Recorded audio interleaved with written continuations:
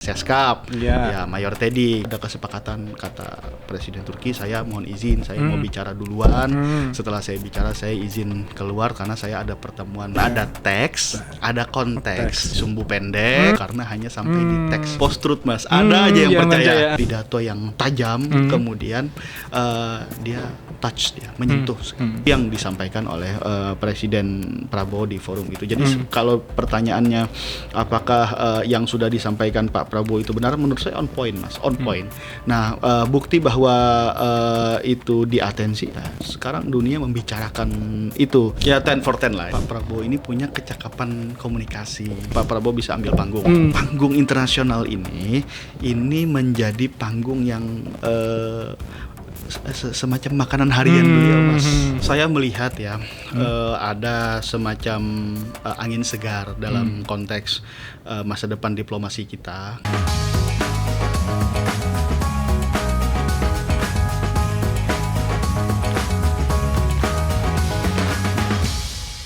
Halo Sobat Medcom, ketemu lagi di Newsmaker bersama saya Surya Perkasa. Nah Sobat Medcom, yang jadi Newsmaker pekan ini adalah Pak Presiden Prabowo yang pada saat pidato di KTT D8 atau Developing Eight Countries di Kairo, Mesir itu menyatakan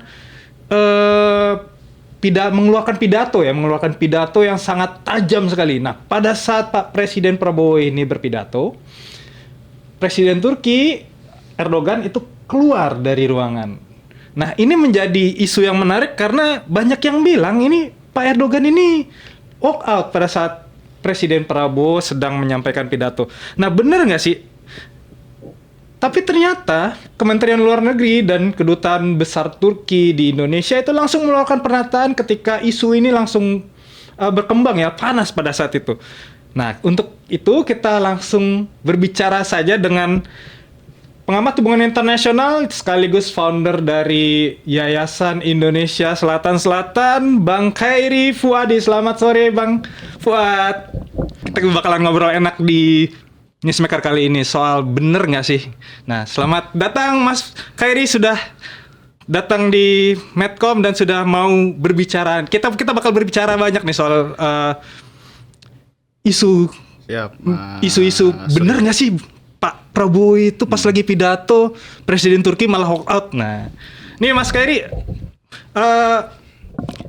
Sekretariat Kabinet pada saat isu ini berkembang bilang, Mayor Teddy yang waktu itu ngomong langsung ya, membantah Erdogan walk out. Nah, Mayor Teddy menjelaskan bahwa sebenarnya Erdogan ini sudah minta izin sebelumnya ke Pak Presiden Prabowo, bilang tukar giliran nanti Pak Prabowo yang ngomong. Awalnya kan di agendanya itu Turki dulu, kemudian Pak Prabowo kan seperti itu kata. Kemudian Presiden Erdogan sudah minta izin, bakalan izin pada saat Pak Prabowo berpidato. Nah, ini dalam konteks hubungan internasional saat KTT apapun itu sebenarnya wajar atau enggak sih Bang Fuad ya? Ini Bang Fuad atau Bang Heri? Bang Fuad aja ya, karena Bang Fuad lebih dikenal sebenarnya. Panggilan Bang Fuad daripada Mas Khairi yang obrolan ini. Nah, ini saat KTT itu wajar nggak sih sebenarnya Bang Fuad? Saya waktu lihat TikTok ya, dengan berbagai macam persepsi yang dihadirkan oleh netizen, saya jadi flashback Mas. Waktu zaman mahasiswa itu ada satu kegiatan yang jadi primadona mahasiswa yang belajar diplomasi, yang belajar geopolitik, yang belajar hubungan internasional. Kegiatan itu namanya Model United Nation. Model United simulasi sidang PBB. Nah, kalau kawan-kawan yang pernah ikut MUN ini, Model United Nation ini, saya rasa ngerti sekali. Nggak bakal mereka berpendapat selayaknya pendapat umum ya, bahwa Erdogan melakukan walk out, Erdogan melakukan gerakan protes ketika Pak Prabowo berpidato. Karena walk out dalam etika sidang forum dalam simulasi sidang PBB itu nggak begitu, Mas.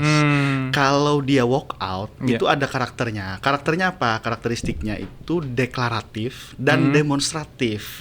Jadi kalau negara misalnya ya dia tidak sepakat dengan resolusi yang dihadirkan sebuah forum, maka dia akan sampaikan secara terbuka sebelum dia melakukan walk out. Misalnya, pimpinan sidang, kami delegasi dari Indonesia menyatakan tidak sepakat dengan resolusi yang dihadirkan, maka kami mengumumkan kami walk out. Nah, jadi harus deklarasi, Mas. Jadi harus ngomong dulu sebelum walk out, baru bisa dibilang itu walk out gitu Bang Fuadnya. Itu namanya demonstratif. Jadi kalau kita pernah ikut MUN, ngerti. Ini bukan WO, ini bukan walk out. Dan kalau pernah belajar hukum humaniter internasional, Mas, belajar hukum perang sama kurang lebih, Mas. Negara di dunia kalau dia mau perang itu harus melakukan declaration of war. Jadi deklarasi perang dulu. Oke ya, kita sepakat ya, kita nggak ketemu di meja, kita nggak ketemu di perundingan, maka kita perang. Oke, kapan kita serang? Tanggal segini kita mulai perang. Siapa yang nggak boleh diserang? Macam-macam ya kan. Nah, dalam etika internasional, demonstrasi dan deklarasi itu sangat penting. Jadi kalau dibilang Erdogan melakukan walkout itu jauh sekali, Mas. Jauh sekali. Jadi sebenarnya yang bilang bahwa tiba-tiba ngelihat Erdogan keluar pada saat Pak Prabowo pidato itu sebagai bentuk walkout, itu sebenarnya nggak begitu. Ya, gitu, itu jauh dari prinsip sidang forum yang dipahami oleh kita yang belajar geopolitik ya. Yang kedua, Mas, kalau kita belajar ilmu hermeneutik, nah apa yang terjadi di Mesir ketika Pak Prabowo berpidato itu kan satu peristiwa, Mas. Nah, peristiwa ini untuk membaca atau menafsirkan satu peristiwa itu kan ada pisau analisisnya. Nah, namanya ilmu tafsir, ilmu hermeneutik itu. Kalau kita mau holistik membacanya, itu nggak cukup hanya melihat videonya saja. Kan ada teks, ada konteks. Nah, biasanya masyarakat kita ini hanya melihat teks. Pak Prabowo pidato, Erdogan keluar. Ini teksnya. Nah, konteksnya yang harus dibaca. Konteksnya apa? Konteksnya inilah yang bisa kita dapatkan dari penjelasan Kemlu, dari penjelasan kedutaan, dari penjelasan orang yang otoritatif. Salah satunya adalah Seskap, ya Mayor Teddy, karena beliau hadir di situ, merasakan suasana kebatinan di sana, mengetahui koordinasi sebelumnya, menguasai chipkon, Mas. Cipta kondisinya apa? Oh iya, orang ada kesepakatan, kata Presiden Turki, saya mohon izin, saya mau bicara duluan. Setelah saya bicara, saya izin keluar karena saya ada pertemuan bilateral dengan negara lain. Sudah disampaikan sebelumnya, Mas. Nah, itu teks dan konteks.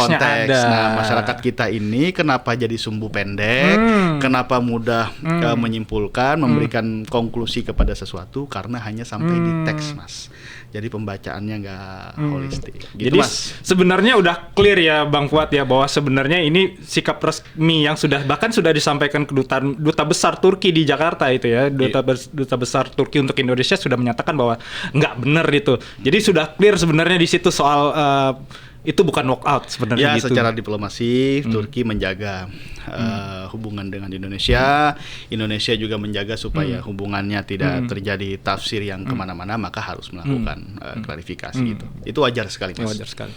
Nah, ini Bang Fuad berarti ya sudah benar juga ya Kementerian Luar Negeri Indonesia yang langsung cepat itu merespon bahwa menjelaskan heboh Erdogan walkout ini supaya obrolan yang nggak makin liar sebenarnya di ngalor ngidul yang semakin nggak jelas gitu ya, Bang. Ya, hari ini harus dijelaskan karena ini post truth, Mas. Ada aja yang percaya. Bagi yang berkeyakinan bahwa Indonesia ini memang masih lemah dalam konteks diplomasi internasional, lalu dapat fakta bahwa Erdogan walk out ketika presiden kita berpidato, dapat video begitu, dia bisa langsung percaya, Mas. Algoritmanya menyampaikan bahwa ini nih kelas kita di forum internasional. Makanya harus dijelaskan untuk menjadi narasi pembanding, Mas, atas maraknya isu-isu liar isu yang bergerak terlalu jauh dari fakta aslinya. Jadi harus dijelaskan memang. Ya, tapi dalam porsi yang secukupnya lah. Jadi sebenarnya memang tugas Kementerian Luar Negeri ini semakin banyak juga gitu Ya, ya, Bang Fuad. biar kerja lah diplomat-diplomat kita juga ya, diplomat kan? kerja. Ya. Kita kan kerja nih menjelaskan nih di sini. Betul. Ya. Jadi memang semakin kondisi yang semakin digitalisasi dan media sosial ini semakin banyak digunakan oleh masyarakat Indonesia, memang Kementerian Luar Negeri untuk yang hal-hal seperti ini memang semakin harus informatif dan edukatif juga sebenarnya kepada masyarakat Indonesia sebenarnya, kira-kira seperti itu Bang Fuad ya. Nah Bang Fuad ini kan orang sepertinya cuma yang Bang Fuad sudah bilang tadi ya, cuma memperhatikan potongan video Erdogan yang lewat belakang Presiden Prabowo itu kan ya.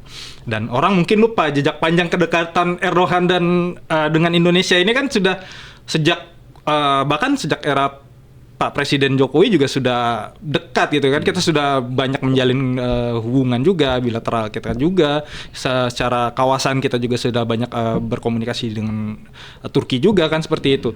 Nah ini Bang Fuad, jika di KTT D8 di Kairo ini, New Cairo ini, menurut Kemenlu dalam pertemuan singkat keduanya Erdogan menghormati Presiden Prabowo kan, katanya seperti itu. Nah, menurut Mayor Teddy dalam jamuan makan kenegaraan, Erdogan dan Presiden Prabowo duduk bersisian bahkan gitu.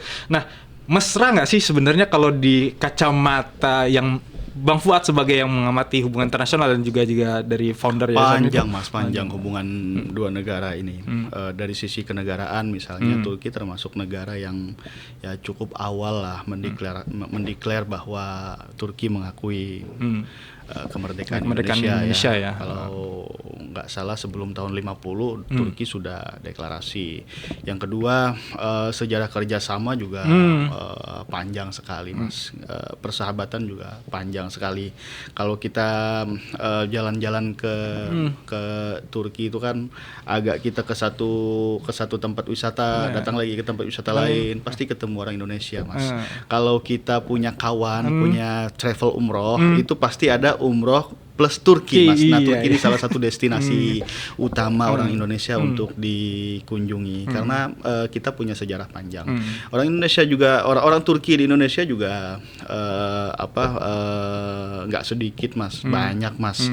Kawan saya orang Banjarmasin bahkan nikah sama perempuan Turki, punya anak berdarah Indonesia dan berdarah Turki. Jadi saya kira kalau ditanya soal hubungannya dalam, panjang, dan memang harus dijaga. Sesuatu yang tidak perlu kita khawatirkan Mas kalau soal relasi itu.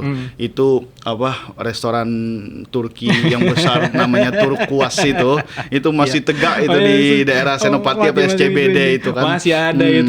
Masih enak kita makan kebab dan lain-lain di sana. Jadi panjang hubungannya Mas. Ya bahkan di beberapa daerah pasar-pasar Turki bahkan orang Turkinya udah bisa bahasa Indonesia gitu beberapa gitu kan, seperti itu. Nah, ini kita tinggalkan dulu lah ini soal walk out Erdogan pada saat Pak Prabowo berpidato. Ini kita masuk ke isi pidato Pak Presiden Prabowo ya di KTT D8 ini yang mengejutkan dunia ya. Di depan kepala negara-negara Islam dan negara berkembang yang ada pada saat itu, Pak Prabowo mengkritik sesama negara Islam yang terpecah belah dan saling serang sehingga sulit membantu Palestina. Nah, ini sebenarnya keren gak sih Bang? Seorang Presiden Prabowo, Presiden Indonesia, baru saja menjabat, kemudian sudah berani ngomong seperti itu, mengkritik bahwa ayo kita sama-sama, kita harus bersatu gitu untuk memperjuangkan nasib-nasib negara-negara yang memiliki identitas yang sama seperti kita. Nah, bahkan Perdana Menteri Malaysia saja itu mendukung pidato Pak Prabowo di dalam KTT. Ini kalau menurut Bang Fuad sendiri seperti apa sih? Saya melihat ya ada semacam angin segar dalam konteks masa depan diplomasi kita. Karena pertama Pak Prabowo ini punya kecakapan komunikasi.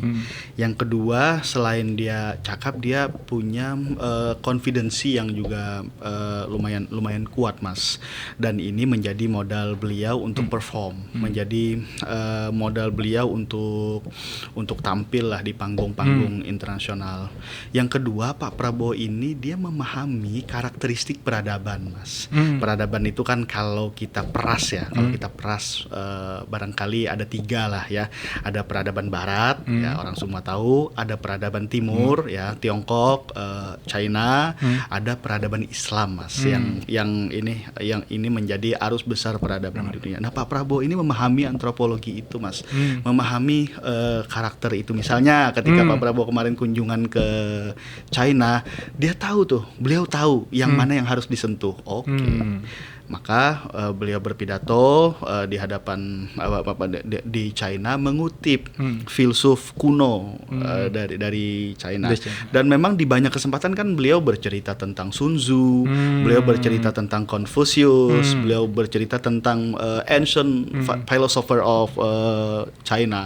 Dan ini membuktikan bahwa beliau memiliki bahan, kemudian memiliki kecakapan komunikasi. Karena orang China, Mas, kalau dia disinggung tentang sejarahnya, kalau dia disinggung tentang filsuf kunonya, mereka pasti tersentuh.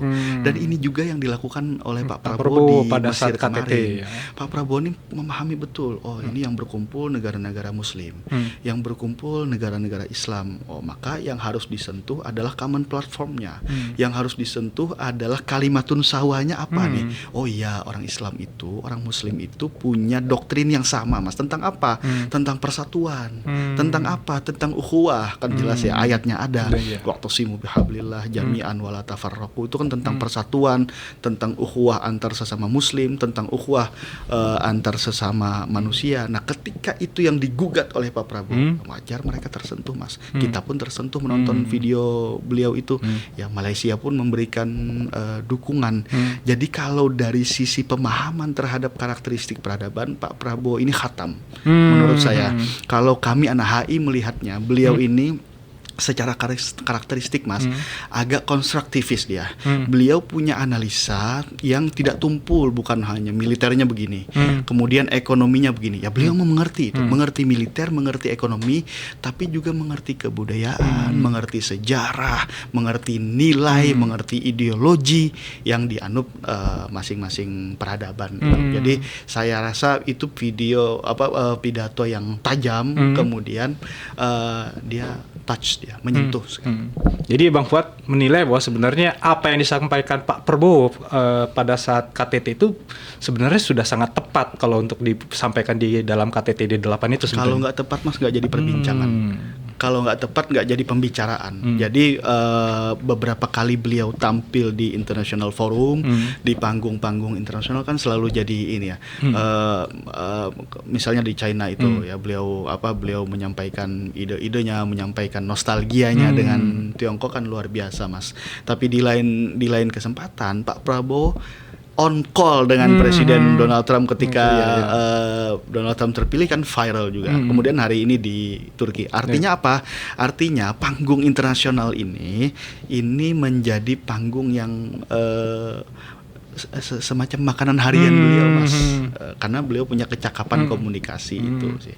Jadi kalau Bang Fuad nih menilai kemampuan Pak Prabowo di dalam komunikasi lintas negaranya dan kemampuan Pak Prabowo melakukan pendekatan-pendekatan di forum-forum skala internasional dan global ini sudah bisa dibilang excellence, Bang ya? Ya 10 for 10 lah ya. 10 for 10. Ya. Nah, ini Bang Fuad, ini kan bukan hanya dari Malaysia ya. Sebenarnya di dalam negeri pun soal dukungan ke Palestina ini kan orang Indonesia selalu ingin yang paling depan gitu loh.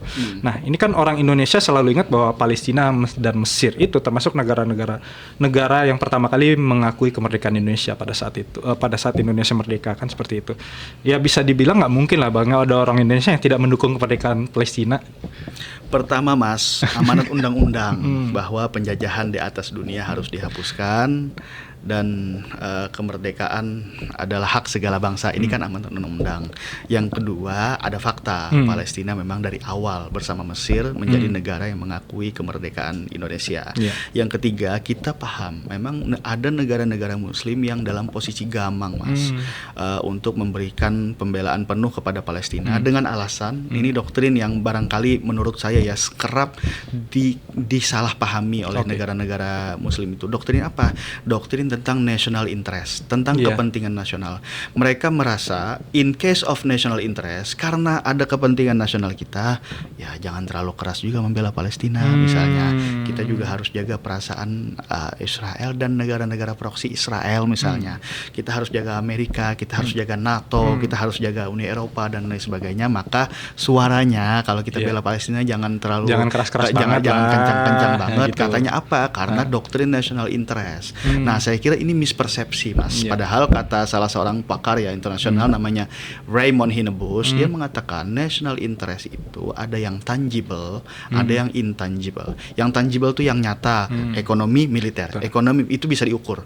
Bisa diukur. Tapi ada yang intangible, Mas. Yang intangible itu apa? Nilai, value-nya, ideologi, budaya, history, sejarah.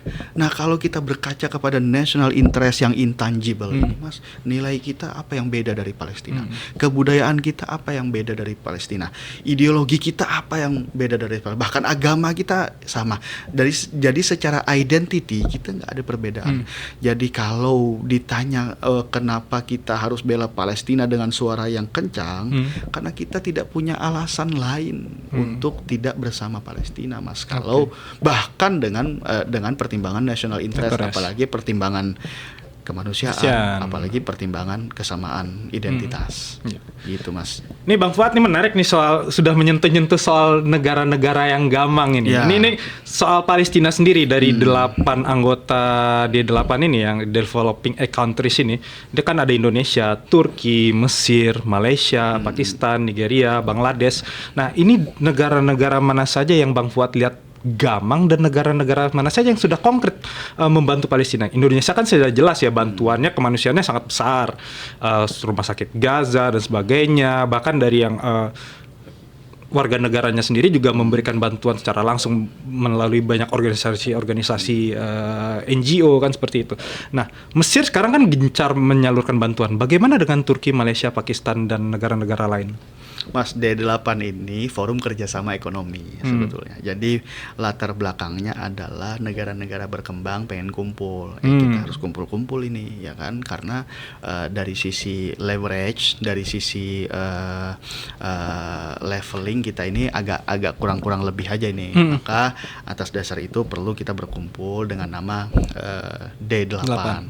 Adapun kalau di sana ada suara tentang pembelaan terhadap Palestina atau suara tentang negara-negara yang sedang berperang, itu side event, bukan side event ya, dalam event yang sama, tapi sesuatu yang disuarakan sembari kita membahas kepentingan ekonomi, Mas, sebenarnya. Tapi ini juga bagian dari sesuatu yang kita sepakati dalam pergaulan internasional, Mas. Jadi ada satu norma dalam pergaulan internasional itu namanya R2P, Mas. Responsibility to protect, tanggung jawab untuk menjaga. Jadi setiap negara itu dia menggendong atau mengemban tanggung jawab yang sama untuk menjaga satu sama lain. Dari apa? Satu, genocide, ancaman genosida.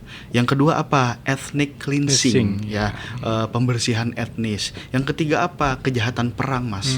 Nah, dan lain-lain yang serupa itu. Maka setiap negara punya tanggung jawab itu. Makanya walaupun forum itu bukan forum tentang membahas tentang perang, tentang konflik, tentang sustainability dan lain sebagainya, tapi di forum itu negara-negara punya kesempatan untuk menyuarakan apa? Karena apa? Karena tanggung jawab itu, Mas, namanya responsibility to protect. Jadi saya kira semua negara yang hadir itu memang harus digugat dan harus digugah kesadarannya, awareness-nya untuk menyuarakan itu, Mas. Ini Bang Fuad menarik juga ya. Ini kan ada juga salah satu bagian dari pidato Pak Prabowo pada saat KTT, dan sudah Bang Fuad singgung-singgung juga soal genosida ini. Ini kan ada salah satu bagian pidatonya itu yang mengatakan bahwa ada sindiran tajam kepada negara-negara maju yang tutup mata melihat genosida Israel di Gaza, Palestina. Nah, Pak Prabowo menyebut definisi hak asasi manusia itu milik negara penjajah, bukan milik negara-negara Islam. Ini pidato yang faktualkah, Bang, dengan kondisi dunia pada saat ini? Ya, begini,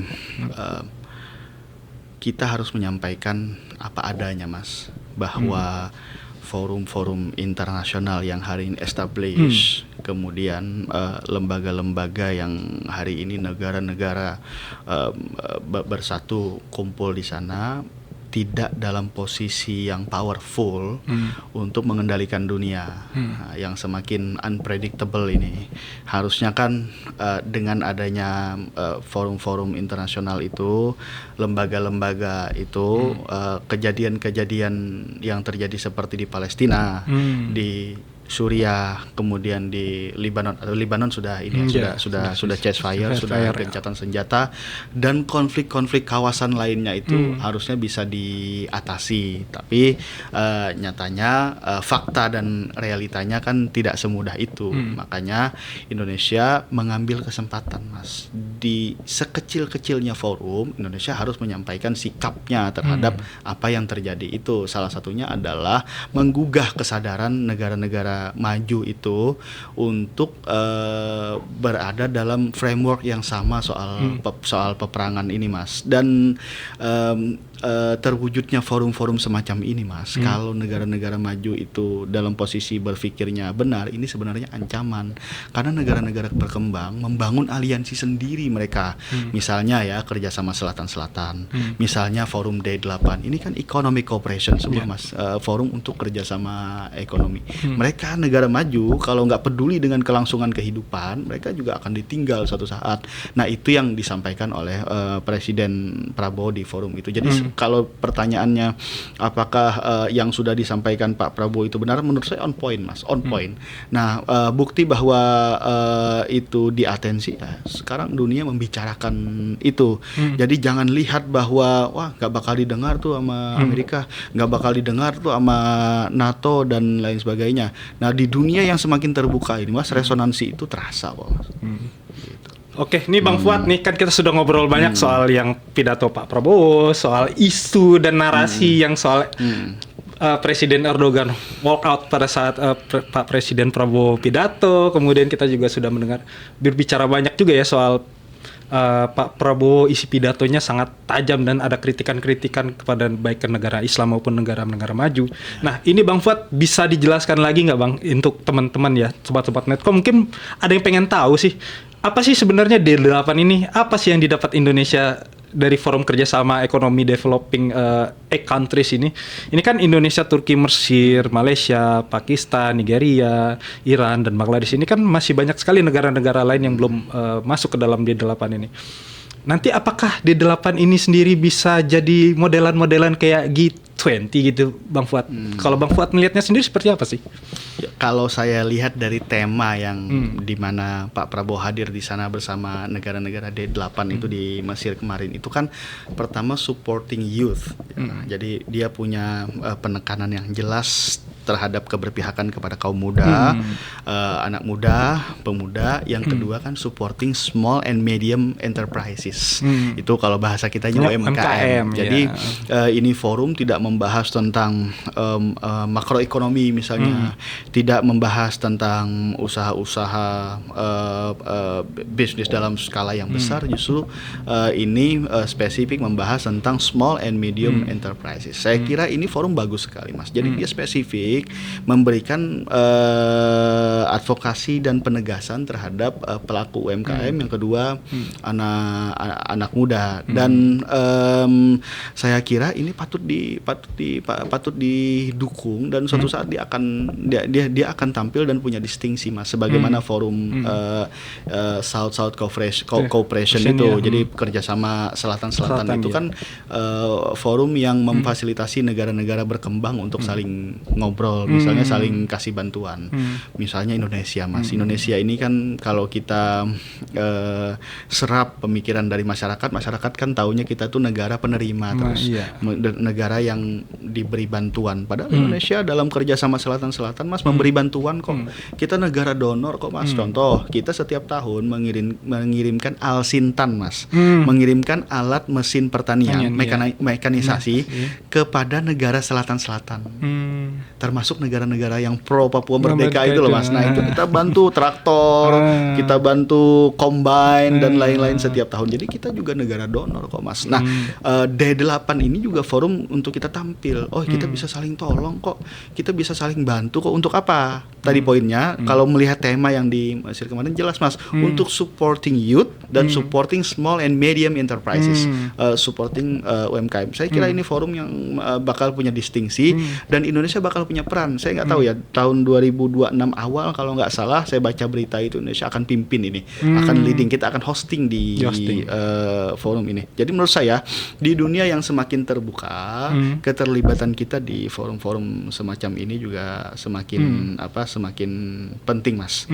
Gitu untuk menunjukkan determinasi bahwa kita bisa ambil keputusan sendiri, kita tidak bersandar, kita ya gitu politik kita bebas aktif, tapi determinan, bebas aktif yang bukan terombang-ambing. Ada bebas aktif tapi terombang-ambing. Nah kita bebas aktif dan determinan, bisa mengambil keputusan sendiri. Jadi bisa dibilang ada potensi bakalan ada distingsi dari hasil D8 ini. D8 ini bakalan ada menciptakan sesuatu yang baru potensial, gitu, Mas. Potensial sekali. Potensial. Ya buktinya Pak Prabowo bisa ambil panggung di Mesir kemarin. Itu apakah nanti bakalan menjadi distingsi dari negara forum negara ekonomi ya, dari sisi ekonomi dibandingkan negara-negara forum-forum yang ada lah itu Bang?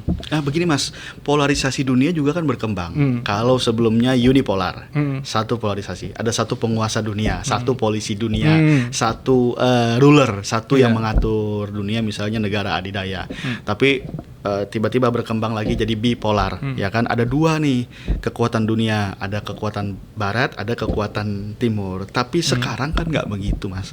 Sekarang ini dunia semakin multipolar, jadi polarisasi berkembang, semua negara bisa maju, bisa tampil, bisa menjadi kekuatan baru namanya new emerging forces, kekuatan-kekuatan baru itu. Nah di dunia yang semakin multipolar ini, saya kira forum-forum semacam ini semakin relevan Mas.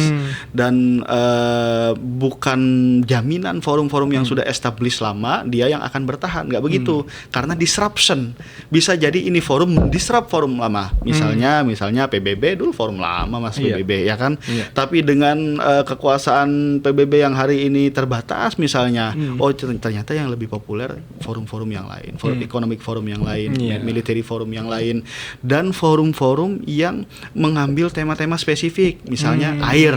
Ada forum negara-negara khusus membahas tentang water. Ada forum yang khusus membahas tentang zero waste. Ada forum-forum yang khusus membahas tentang net zero emission dan lain sebagainya.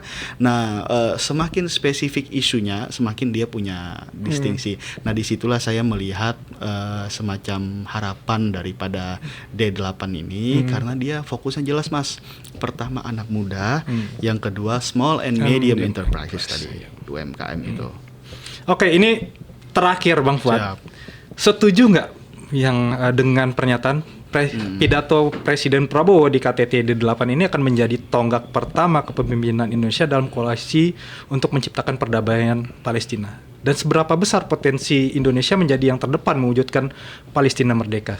Indonesia ini sebagai sebuah negara harus dalam posisi yang confident. Karena apa? Karena polarisasi dunia tadi sudah berubah Mas, jadi multipolar. Nggak ada kok negara yang lebih kuat daripada negara lainnya di semua bidang. Ada yang kuat militernya tapi agak stagnan ekonominya. Ada yang kuat ekonominya tapi sedang berkembang militernya. Ada yang